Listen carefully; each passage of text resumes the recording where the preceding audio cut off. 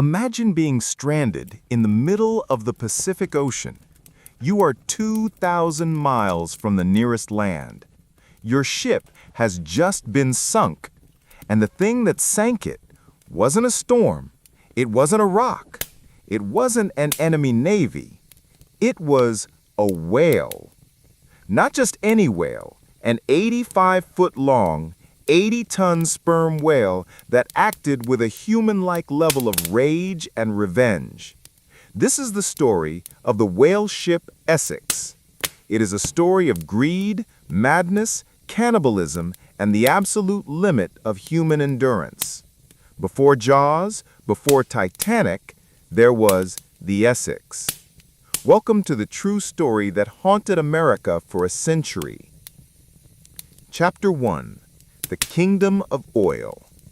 To understand this tragedy, you have to understand where these men came from. The year was 1819. The place was Nantucket, Massachusetts. Today, Nantucket is a fancy vacation spot for rich tourists. But in 1819, it was the oil capital of the world. Before electricity, the world ran on whale oil. It lit the street lamps of London, Paris, and New York. And the men of Nantucket were the ones who went out to get it. They were a hard breed. They were Quakers, a religious group known for pacifism. But when it came to whales, they were ruthless killers. They would sail for 2 or 3 years at a time, hunting the massive sperm whales across the globe. The Essex was an old ship, small but lucky. Her captain was George Pollard, Jr., only 29 years old. He was young but experienced.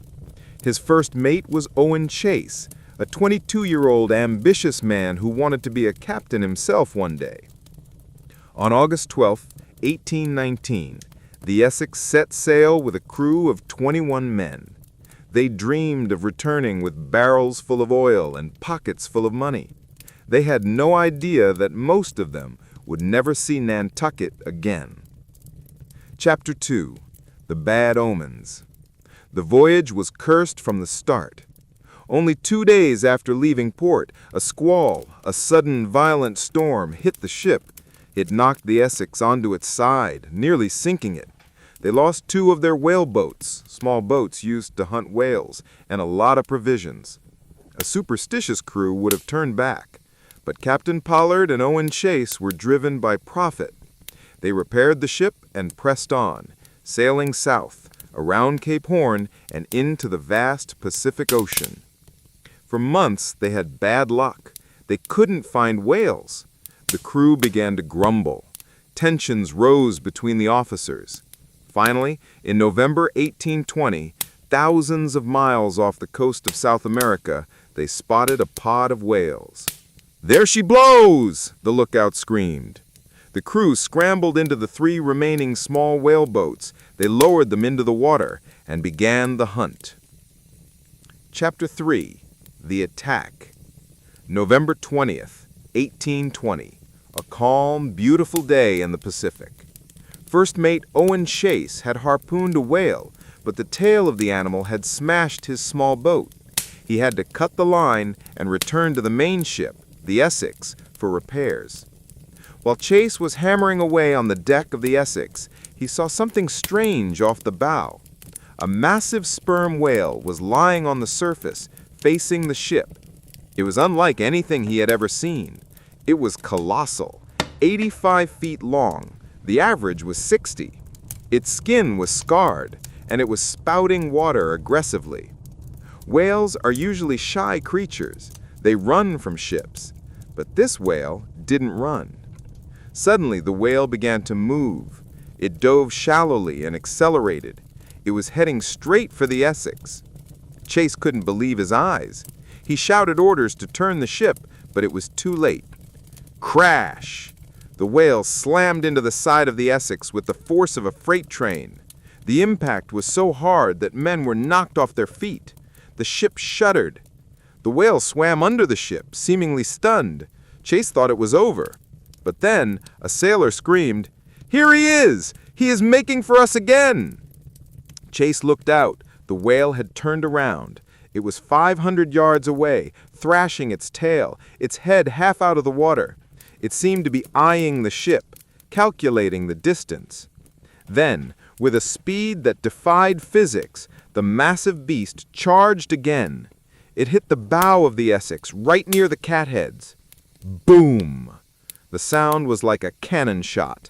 The whale had punched a hole right through the thick oak planks of the hull. Water rushed in instantly. The ship began to groan and tip forward. The whale, having delivered the death blow, swam off into the deep and was never seen again. Chapter 4. The Decision. The Essex was sinking, fast. Captain Pollard and the other boats returned to the ship, horrified to see it capsized. They had minutes to salvage what they could. They managed to grab navigational tools, some sea biscuits, hard dry bread, and a little bit of fresh water. They also grabbed some tortoises they had caught earlier for food. Now, picture the scene. The ship, gone. The crew, 20 men. The vehicles, 3 small, fragile whaleboats, about 20 feet long. The location, the middle of the Pacific Ocean. Nearest land, the Marquesas Islands, 1,200 miles west. Or South America, 2,000 miles east. Captain Pollard looked at the map. The logical choice was to sail west, to the Marquesas Islands. It was closer, and the winds were favorable. But the men were terrified of something else. Rumors. They believed that the islands in the Pacific were inhabited by cannibals. They were terrified that if they landed on an island, they would be eaten by savages. So, in a decision that would seal their fate, they decided to fight the wind and sail east towards South America, a journey twice as long against the current in open boats that were leaking. They chose to avoid imaginary cannibals only to face a much darker reality. Imagine this for a second. It's 1908. There are no highways, no GPS, no gas stations, and your car has wooden wheels and no heater. Now imagine deciding to drive that car from New York to Paris. And I don't mean taking a boat across the Atlantic. I mean driving west. These guys actually planned to drive across the frozen ocean and through the bandit-filled wastelands of Siberia. It sounds absolutely insane, right? Well, it actually happened. Today, I'm going to tell you the true story of the Great Auto Race of 1908, the deadliest, weirdest, and most impossible road trip in human history. But before we jump into the madness, do me a quick favor. Hit that like button if you enjoy history's crazy side, and smash subscribe so you don't miss our next story. And I have a question for you guys. Drop a comment below. What is the longest road trip you have ever taken? Let me know. All right, buckle up. Let's head to the starting line. Part 1. The Mud, the Ice, and the Impossible Dream. Chapter 1. The Frozen Canyon of Broadway. February 12, 1908. New York City. The city was not just cold, it was frozen solid. A biting wind whipped off the Hudson River, cutting through the heavy wool coats of the spectators. But the cold did not matter. Nothing mattered, except the spectacle unfolding at Times Square. A crowd of 250,000 people had gathered. They spilled off the sidewalks, hung from telegraph poles, and leaned perilously out of office windows. The air smelled of roasted chestnuts, coal smoke, and the raw, acrid scent of unrefined gasoline. They were screaming, waving flags, and pushing against the police barricades. They were there to witness madness. In the center of the square, 6 machines sat idling. To a modern eye, they would look like farm equipment. They had open cockpits, exposing the drivers to the elements. They had wooden artillery wheels. There were no seat belts, no heaters, no GPS, and barely any suspension. These 6 metal beasts were about to attempt the impossible, A race from New York to Paris. Not by boat, but by road. Westward. Across the wild, unmapped United States, up through the frozen hell of Alaska, across the Bering Strait, and through the desolate wastelands of Siberia. At the head of the pack sat the American Hope, the Thomas Flyer. It was a gray, bruising monster of a car. 4 cylinders, 60 horsepower. It looked less like a race car and more like a locomotive that had jumped the tracks. Behind the wheel sat George Schuster, a man who didn't smile much. Schuster was a mechanic's mechanic. He could fix anything with a wrench and a curse word. He checked his gauges. The engine thrummed, a low, powerful heartbeat. Next to him was the German entry, the Protoss. It was a marvel of military engineering, commanded by Lieutenant Hans Koppen. Koppen sat stiffly in his pristine uniform, looking at the chaotic American crowd with a mix of disdain and determination. His car was loaded with wine, champagne, and enough spare parts to build a second car. He wasn't here to race. He was here to conquer. Then there were the French, the Dion Bouton, the Motobloc, and the tiny César Nodine, and the spirited Italian Zust. At 11:15 a.m., a gold-plated pistol fired into the gray sky. The roar was deafening.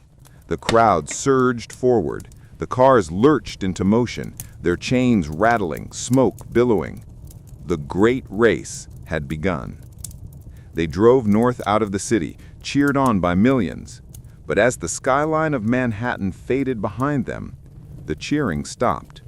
The road ended, and the nightmare began. Chapter 2. The White Hell. The experts had said it couldn't be done. Within 24 hours, it looked like the experts were right. In 1908, there were no highways. Once the cars left the cobblestones of New York, they entered a world of dirt paths meant for horses, not automobiles. And in that winter, the snow was historic. By the time the Thomas Flyer reached the Hudson Valley, the snow was 2 feet deep. George Schuster wasn't driving, he was plowing. The American crew realized quickly that speed was irrelevant. This was a siege. "Dig!" he yelled over the wind. The crew jumped out with shovels. For every mile they drove, they spent an hour digging. The cold was excruciating. They wrapped themselves in furs, but the wind found every gap. The French César Nodine, the smallest car, died within miles. Its axle snapped, unable to handle the American winter. 1 down, 5 to go. As they pushed into Indiana, the snow turned into a trap. The roads were buried so deep they ceased to exist. Schuster, desperate to keep moving, looked at the only thing that was plowed, the railroad tracks. "Get her up on the ties," he ordered. It was a bone-jarring, teeth-rattling decision. The Thomas Flyer bounced along the wooden railroad ties, thump, thump, thump, thump, for miles. The vibration was so intense it loosened the bolts on the chassis. The tires, made of primitive rubber, were shredded. Chapter 5. The Empire of Mud. May 1908. Vladivostok, Russia. The Thomas Flyer rolled off the ship onto Russian soil, and George Schuster looked at the map. He saw 8,000 miles of nothing. The race had turned into a bitter duel. The French were gone. The Italian Zust was days behind. It was now America versus Germany. The Thomas Flyer versus the Protoss. Lieutenant Koppen and the German team had a head start. They had arrived in Vladivostok first and immediately set off into the interior. But set off is a generous term. The spring thaw in Siberia had turned the landscape into a nightmare that made the American Midwest look like a paved highway. There were no roads in Siberia. There were only post roads, ancient trails used by horse carts that had been churned into waist-deep swamps. Schuster made a terrifying decision. He looked at the Trans-Siberian railway tracks, stretching into the infinite horizon. "We take the tracks," he said. For the second time in the race, the car became a train. But unlike in America, the Russian tracks were wider, a different gauge, and the wooden ties were spaced unevenly. The Thomas Flyer bounced violently, bang, bang, bang, mile after agonizing mile. And there was another problem. The trains were still running. Schuster had to keep one eye on the ties and one eye on the rearview mirror. When they saw smoke on the horizon or heard the whistle of a locomotive, they had seconds to scramble. They would have to drive the car off the steep embankment, crashing into the bushes to let the train pass, and then spend an hour winching the heavy machine back up onto the tracks. Chapter 6. Running on Spirits. As they pushed deeper into Manchuria and Siberia, a new enemy emerged: fuel. Gas stations were non-existent. Schuster had arranged for fuel drops at train stations, but often the fuel wasn't there, or it was the wrong kind. The Thomas Flyer was a thirsty beast. In the middle of the desolate taiga, the engines sputtered. They were out of gas. Schuster walked to a nearby village. It was a tiny settlement of log cabins. He didn't speak Russian.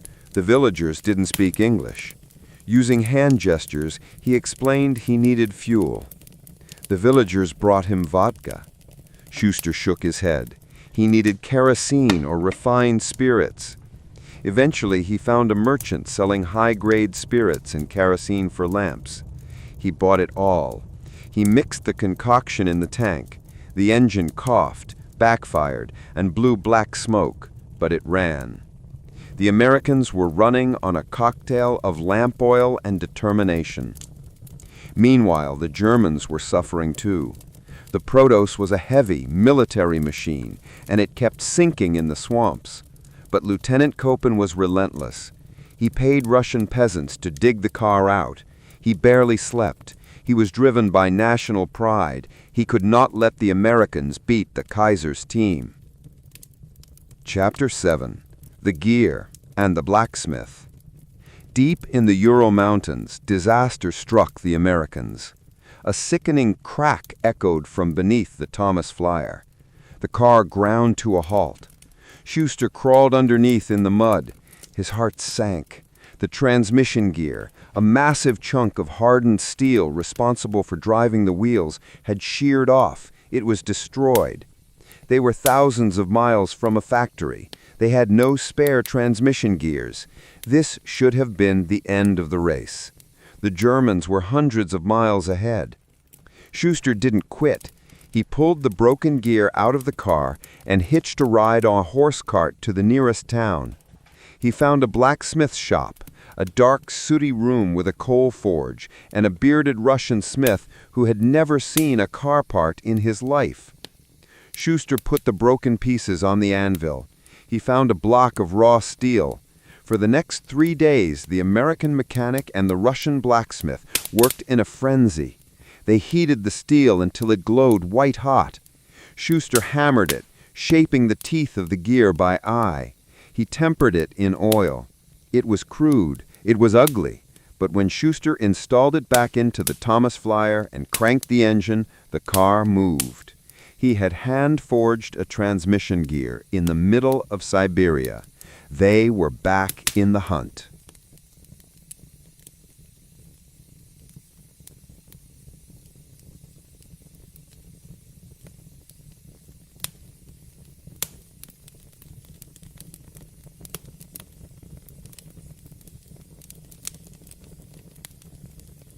Chapter 8.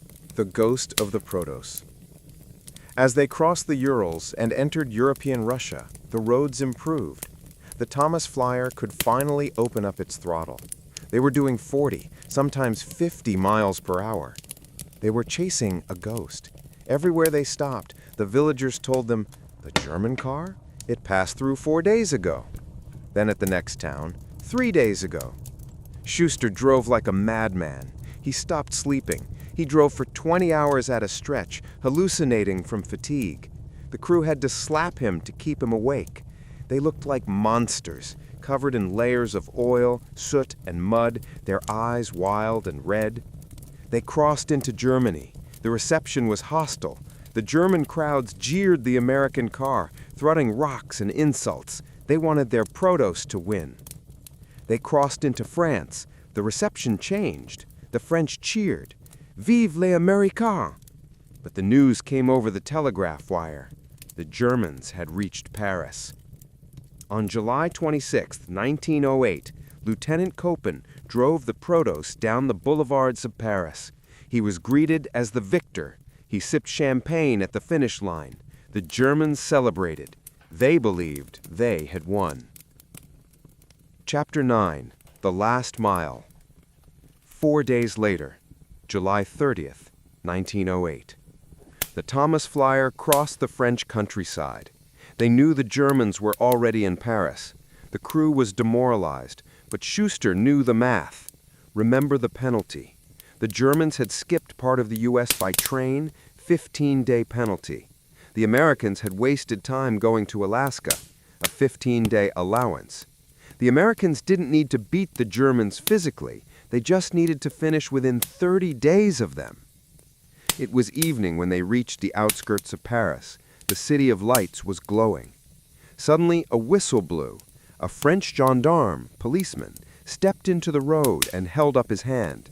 Schuster slammed on the brakes. "What is it?"